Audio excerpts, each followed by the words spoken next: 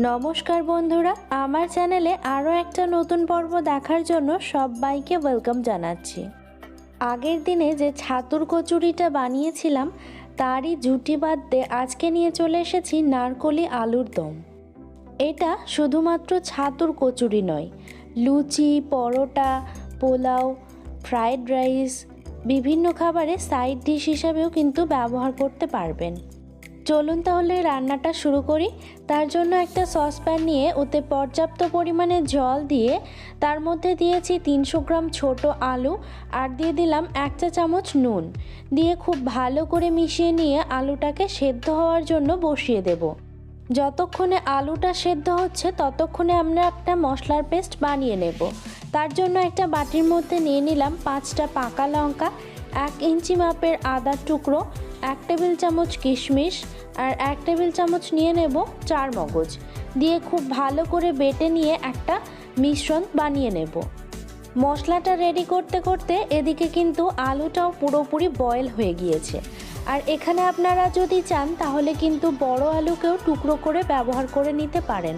তো এবার আলুগুলোকে আমি খুব ভালো মতো করে খোসাগুলো ছাড়িয়ে নিয়েছি। এবার চলে আসলাম মেইন রান্নায়।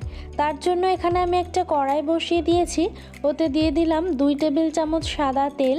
রান্নাটা আমি সাদা তেলেই করব। এবার ওর মধ্যে দিয়ে দিচ্ছি সেদ্ধ করে রাখা আলুটা আর একটুখানি নুন আর একটু হলুদ গুঁড়ো দিয়ে ভেজে নেব। আর হলুদ গুঁড়োর পরিমাণটা খুবই সামান্য রাখতে পারেন, এটা কিন্তু অপশনাল, আপনারা যদি না চান তাহলে কিন্তু নাও দিতে পারেন। আলুগুলোকে খুব ভালো মতো করে ভেজে নেব আর আঁচটা কিন্তু আমাদের মাঝারিতেই রাখতে হবে। এখন আলুগুলো খুব ভালো মতো করে ভাজা হয়ে গেছে। আলুগুলোকে আমি একটা বাটির মধ্যে করে তুলে নিয়ে সাইডে সরিয়ে রাখবো। তারপর ওই একই কড়াইয়ের মধ্যে ফোড়নের জন্য দিয়ে দেব একটা তেজপাতা, 1/4 চা চামচ গোটা জিরে, একটা শুকনো লঙ্কাকে ভেঙে নিয়ে দিয়ে দেব আর দিয়ে দেব 2টো ছোট এলাচ আর সবশেষে দিয়ে দেব 2টো লবঙ্গ দিয়ে ফোড়নটাকে আমরা 30 সেকেন্ডের মতো ভেজে নেব। ফোড়ন থেকে খুব সুন্দর স্মেল আসলে এখন আমরা ওর মধ্যে দিয়ে দেব 2 টেবিল চামচ নারকেল বাটা। নারকেল বাটাটাকেও দিয়ে আমরা 1 মিনিটের জন্য মিডিয়াম ফ্লেমে ভেজে নেব।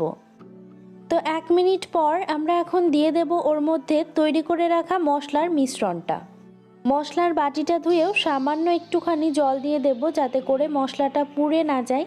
তারপর ওর মধ্যে দিয়ে দেব 1/4 চা চামচ করে নুন আর চিনি।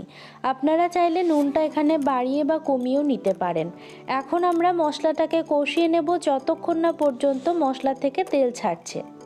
তো মশলাটা খুব ভালো মতো করে কষানো হয়ে গেছে। এখন আমি ওর মধ্যে দিয়ে দেব ভেজে রাখা আলুগুলো দিয়ে খুব ভালো করে একবার নাড়াচাড়া করে নেব।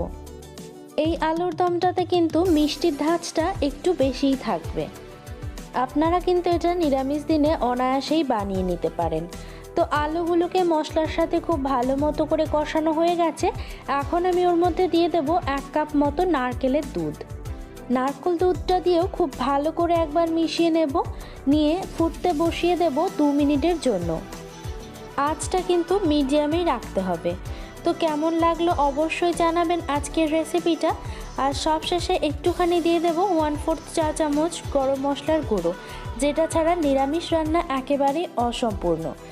দিয়ে খুব ভালো মতো করে মিশিয়ে নিয়ে 1 মিনিটের জন্য ফুটিয়ে নিলেই তৈরি হয়ে যাবে নারকোলি আলুর দম। আশা করছি রেসিপিটা ভালো লেগেছে। যদি ভালো লেগে থাকে অবশ্যই একটা লাইক করে দেবেন আর এরকম আরও নতুনত্ব রেসিপি পেতে আমার চ্যানেলটিকে সাবস্ক্রাইব করে নেবেন। Thanks for watching.